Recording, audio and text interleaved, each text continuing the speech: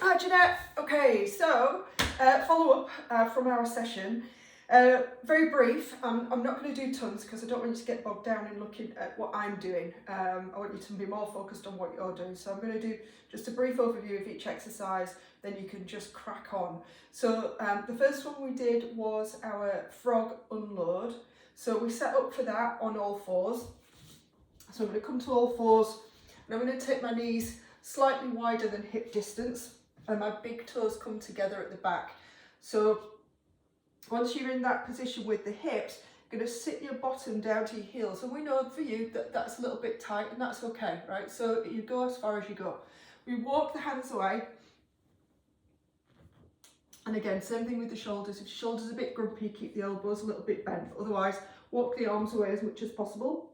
And then we're going to round the spine forward. So you nod the chin to the chest. Nice and slow as you lift the spine round into the ceiling. And as you come past, so as your hips come over your knees, you're going to pick up your feet and I'm going to bring the soles of my feet together. I'm still staying round as I come through. And then the very last thing is going to be a lift to the chest, squeezing the feet together, squeezing your butt cheeks, so give them a squeeze, and then taking it in reverse, chin comes to chest, and round the spine back, and coming all the way back down. Now it's dead easy to kind of come forward with your butt up, yeah, but you want to really think about rounding the spine as you come through. So one last time, round the spine, pick the feet up, hips come down, glutes squeeze, soles of the feet squeeze, and you lift the chest up. Yeah, rounding back, feet come down, and you're back. So we're getting into hips, shoulders, all sorts of stuff there. Right, and then the next one we were playing with was the cat-cow position. I'm going to kind of see, so set up for all fours again. So shoulders over wrists, knees under hips, so vertical through the arms and the legs. You can have the toes tucked as well. If you get cramp, feel free to tuck the toes, doesn't matter. And then from there, we were working from the tailbone end. So you're trying to get as much rounding through the tailbone end as you can. And then more of a smooth curve. So if I do what you were doing yesterday, which is rounding just in the upper back, you've got this big hump in the lower upper back, and then not an awful lot going on down at the bottom. So focus on rounding the lower back and then gently rounding the upper back, and then reverse. So tailbone lifts, lower back sinks, mid back sinks, and eventually the head comes up. Working the reverse, tailbone, lower back, mid back, sort of bra strap-ish, shoulder blade level, and you're back to that smooth curve, and then reversing, tailbone, and so on and so forth, right? So sometimes it is useful to video yourself. I know you're not fond of having your picture taken, but sometimes it's useful. This is why I'm watching the screen.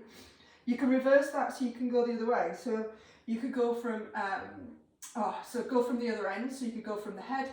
So the head nods, upper back gets involved, mid back, lower back, and finally the pelvis, and then releasing the other way.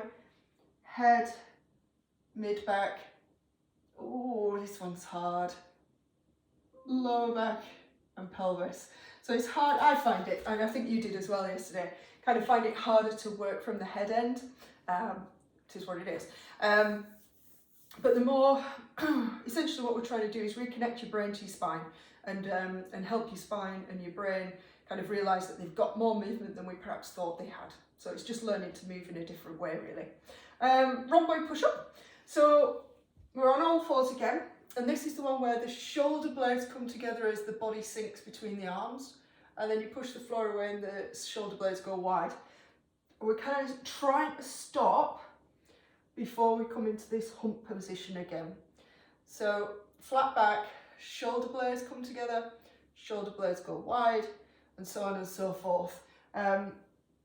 There's loads of stuff we can do with this eventually, but just to get us started to start with, just getting the shoulder blades moving is fine.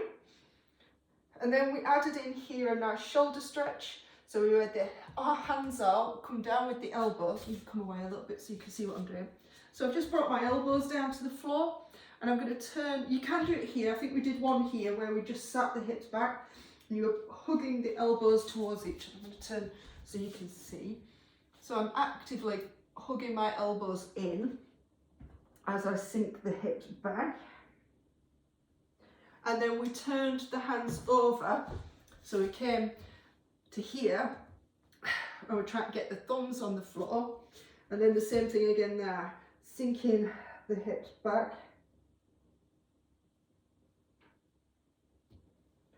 And that gives you that stretch under the shoulders. So it's a nice one to do after the rhomboid push-up. It kind of just loosens things off. And then the last one was the challenging knee lift. So for this one, we are doing it in all fours to start with. There's variations with this, but all fours, nice relaxed lower back, so you're not overarching and you're not tucking. You want to just be in the middle, whatever that means to you at this moment in time. There's no perfect with it. And then from there, we're going to tuck the toes under at the back, and we're going to hover the knees just an inch off the floor, or however high they need to be for you to get there. And then when you lower back down, no landing with a thud. Yeah. So land like a fairy, nice and soft. So we hover the knees, maybe you hold for 3, 2, 1, and then slowly lower. And again, lift and hold 3, 2, 1, and slowly lower. And essentially with that, we're just starting to build in some strength around the core, some shoulder stability. So you're actually getting some strength in your shoulders without having to irritate it by making big movements.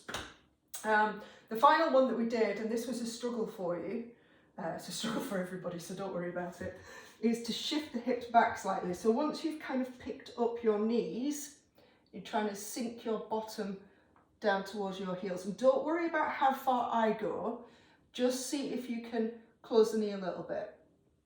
Open, close the knee a little bit, open. And essentially what we're doing is we're trying to build some strength into the quads, and everywhere else as well. You'll feel it everywhere. You can probably hear it in my breath. I'm kind of, whew, that's hard work, which it is.